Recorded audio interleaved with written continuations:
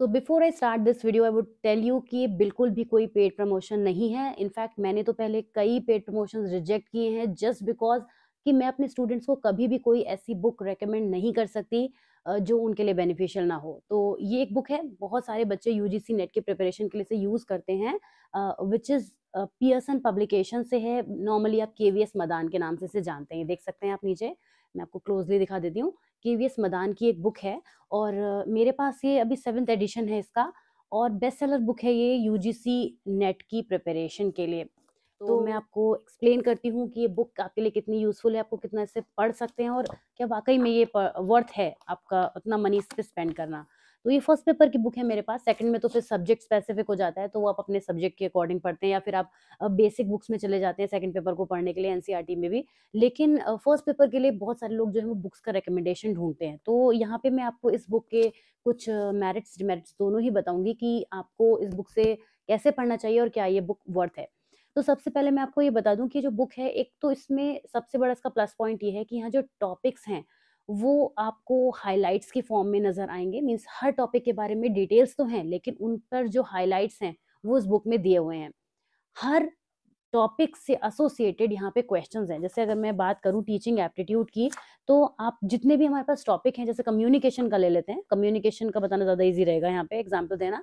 जैसे कम्युनिकेशन में कई सारे टॉपिक हैं जो आपके आप डिवाइड हो जाते हैं। जैसे अगर हम कम्युनिकेशन और उसके टाइप की बात करें या मास मीडिया की बात करें, तो इस टॉपिक पर सेपरेट आपके लर्निंग आउटकम्स की फॉर्म में क्वेश्चंस आंसर्स बन जाते हैं और बहुत ईज़ी हो जाता है। जैसे मान लीजिए आपने एक टॉपिक पढ़ा कम्युनिकेशन एंड इट्स टाइप्स, अब आप अगले टॉपिक पे पढ़ने से पहले इस पर बेस्ड इसके पीवाईक्यूज सॉल्व करना चाहते हैं, तो बड़ा ही ईज़ी है कि आप उसी पोर्शन पर चले जाइए बुक में, जहाँ पे आपको उसके क्वेश्चंस दिख रहे हैं। जैसे मैं आपको भी दिखाती भी हूँ एग्ज़ाम्पल के लिए।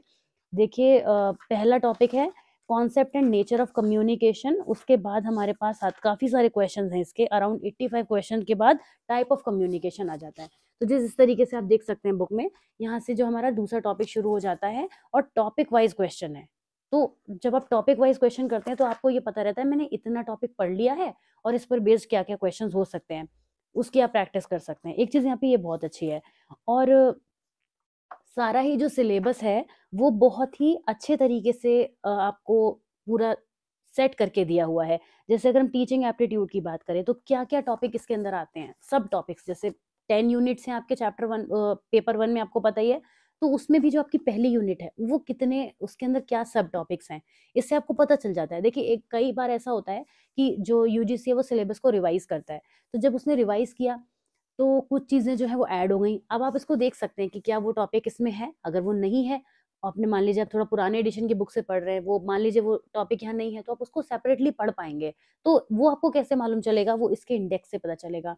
तो हर एक यूनिट का अपना एक सेपरेट इंडेक्स है, जिससे आपको ये मालूम चल जाता है कि मुझे जो टॉपिक्स पढ़ने हैं, वो उसमें से कितने टॉपिक्स इसमें हैं। देखिए, जो लेटेस्ट बुक आप लेंगे, उसमें तो सारे ही टॉपिक्स होंगे। मैं उस केस की बात कर रही हूँ, जब आप कोई पुरानी बुक लेकर पढ़ रहे हैं। मान लीजिए केवीएस मदान का ही आप 4th एडिशन की बुक लेके पढ़ रहे हैं, तो वहाँ पे हो सकता है कुछ टॉपिक आपको ना मिले।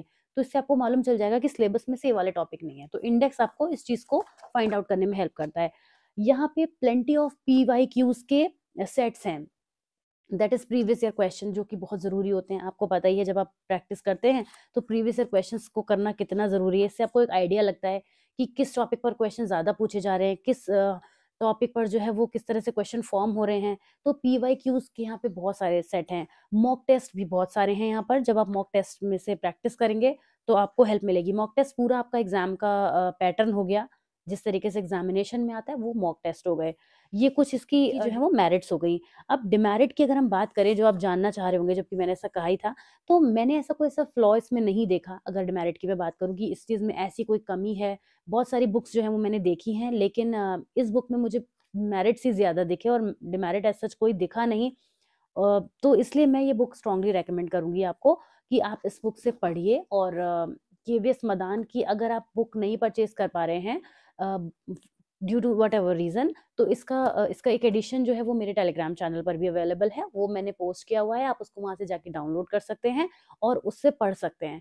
फिर आप जैसे मैंने आपको बताया कि आप अपने लेटेस्ट सिलेबस में देख सकते हैं कि कौन से टॉपिक जो हैं, फॉर एग्ज़ाम्पल आपने अगर रिसर्च एप्टीट्यूड ले लिया एग्ज़ाम्पल के लिए, तो रिसर्च एप्टीट्यूड में कौन से टॉपिक हैं जो न्यू एडेड हुए हैं और जो मैंने नहीं पढ़े हैं अभी तक, या मेरे इस बुक में केवीएस की बुक में नहीं है, तो उनको आप सेपरेट भी पढ़ सकते हैं, क्योंकि कई बार बच्चे बुक्स नहीं खरीद पाते हैं और कुछ रीजंस ऐसे हो सकते हैं, तो वहाँ पे भी आपको ये चीज़ में हेल्प मिलेगी। आप सेपरेट वीडियोस से भी पढ़ सकते हैं। ओके, तो आई होप ये वीडियो आपको समझ में आया होगा। This was a genuine feedback of this book UGC for by KVS Madan. And if you have found this video useful, then please share with your friends also if they are also preparing for the NET examination. I wish you all the very best if you are going to do it. And I will see you soon in the next video. Till then, take care. Bye bye.